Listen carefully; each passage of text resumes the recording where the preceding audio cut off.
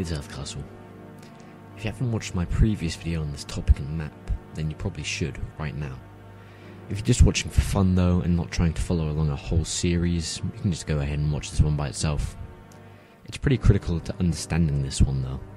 Anyway, for those who have watched it, thank you and enjoy this video.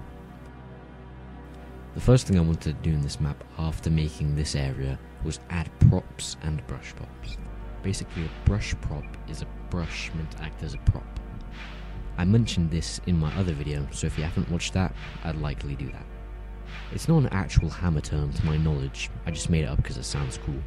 The first thing I did was put a power box here, which I'd previously planned.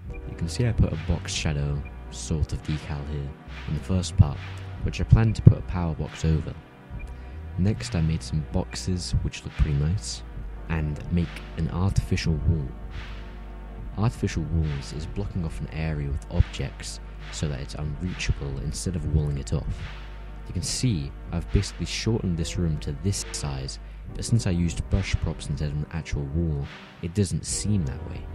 The room has stayed the same size, but by putting this blockage of boxes here, it artificially shrinks it, which is a good thing in this case.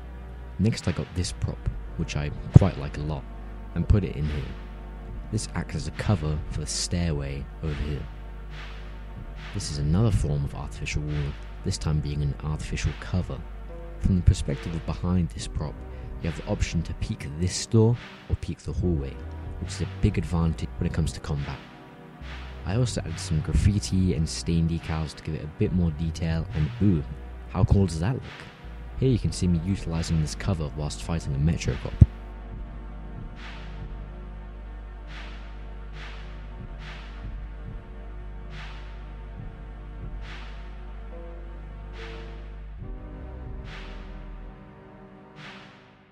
Next I was going to do this room, which connects to the previous area and the pipe room. I put some boxes and wood in this corner, which is my third artificial wall now. They're just too cool not to utilise.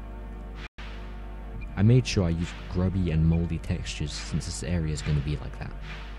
I found some debris props and made this wall here, which will be used as the primary separation to cover spots from this room.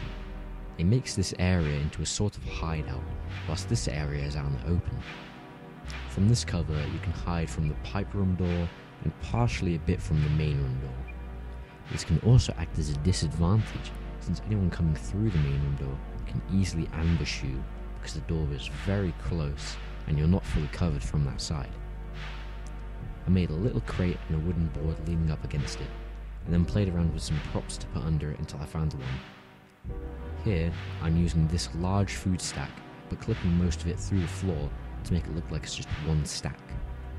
This is done in plenty of games since it saves making a new model and brings multiple uses to existing ones. Like look at this. Then I added graffiti and stains and booted up. But I made one small error, which was forgetting about the light placements. The new props and brush props had blocked off a few of the lights, so I moved the lights and it was looking good. I added a few more food stacks in this room just to give the lacking areas some detail, and put some wood around this one for extra star points. Surrounding a prop with brushes almost makes it look like a whole new prop. Now this room is really looking good. The final room I had to fill was the pipe room. Of course, the first thing I did was add pipes, including this big one across the top, which I followed through this wall and into the main area for logical sense, and a few other smaller ones tracing around them. I made another artificial wall here using stacked food stacks in a box, which turned out really good. Then that's pretty much it.